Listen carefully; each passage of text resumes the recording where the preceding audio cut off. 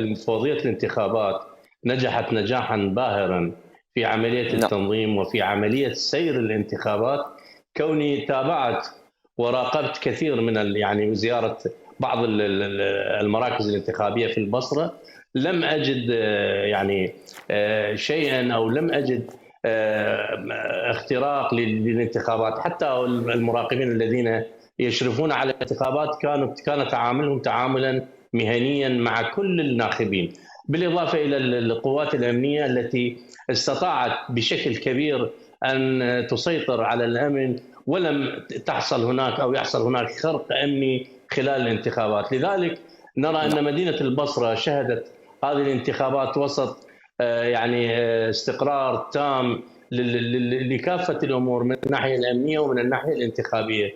ولذلك أعتقد أننا في كل العراق وليست البصرة الانتخابات كانت مجدية، ونرفع القبعة لمفوضية الانتخابات التي ساهمت مساهمة كبيرة، بالإضافة إلى الجمهور الذي ساند المفوضية وساند القوات الأمنية، ولم تحدث أو يحدث خرق واحد من الشمال إلى الجنوب، يعني من المحافظات الغربية وحتى الجنوبية. لم نقرأ أو نسمع من خلال وسائل الإعلام أن هناك خرقا أمنيا حصل في إحدى المراكز الاقتراع. نعم أستاذ كاظم، يعني مجالس المحافظات إذا نجحت في مهامها وقدمت الخدمة للمواطن، هل ستكون بوابة لإعادة الثقة بالعملية السياسية؟ نعم، بس يعني أعتقد يعني مجالس المحافظات يعني قبل نعم. 10 سنوات يعني انتهت المجالس المحافظات، يعني 10 سنوات مضت لم نجد مجالس المحافظات لأسباب سياسية وأسباب أخرى لا يمكن لنا أن نخوض بها. أعتقد نتمنى من مجالس المحافظات أن يختلف عملها عن ما كانت تعمل به. كانت تعمل أعتقد بعض مجالس المحافظات وفي بعض المحافظات هو عرقلة عملية التطور والإعمار لأسباب سياسية، لكن أنا متفائل جدا الآن.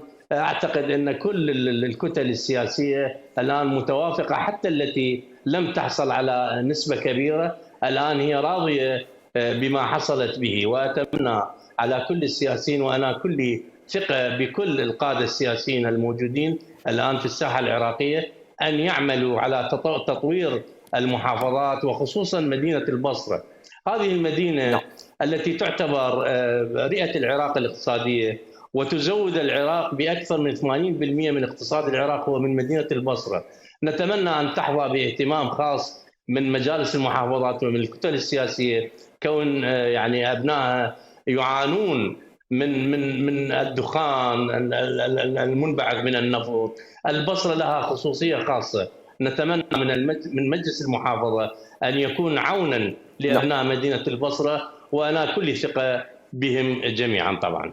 نعم أستاذ كاظم، يعني لو تحدثنا عن البصرة تحديدا، النتائج هل جاءت كما كانت متوقع أم كانت هناك يعني مفاجآت بها؟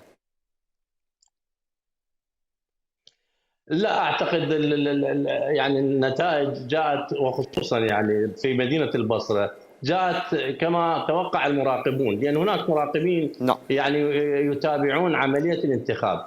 ولذلك ترى أن محافظ البصرة أو كتلة أو تنظيم تصميم حينما أخذ الأكثر، وبعدها جاء يعني نبني ودولة القانون، هذه الكتل أعتقد هي متوقعة جدا أن تكون في بداية القائمة وفي بداية الفوز. ولذلك أنا من هذا المنبر أهنئ كل الذين فازوا والذين سيخدمون أبناء مدينتهم في من خلال مجلس محافظة البصرة. نعم أستاذ كاظم، يعني نجاح الانتخابات المحلية رغم المراهنين على فشلها، هل ستحسب لحكومة السودان برأيك؟ أعتقد أن نعم. نحن نعيش يعني بين قوسين يعني الديمقراطية في العراق، ولذلك الآن نعم. مجالس المحافظات والكتل السياسية لها صوت كبير، ولا أعتقد أنهم سيقودهم أو سيكونون يعني في قيادة السوداني عدا أنه الرجل رئيس حكومة، ويجب أن تكون أوامره أو القوانين التي تصدر من خلال مجلس الوزراء تكون مطبقة لكل المجالس المحافظات. لكن هل مجالس المحافظات ينصاعون لأوامر خارجية أو أوامر داخلية تضر بمصلحة أبناء مدينتهم؟ لا أعتقد ذلك، نعم. لأن كل الذين فازوا وكل الكتل هي كتل وطنية وحريصة على مصلحة أبناء شعبهم. ولذلك ترى أن الجمهور في العراق أعطى كل الثقة لمن يرونه أو يعني رأوه مستحقا للفوز.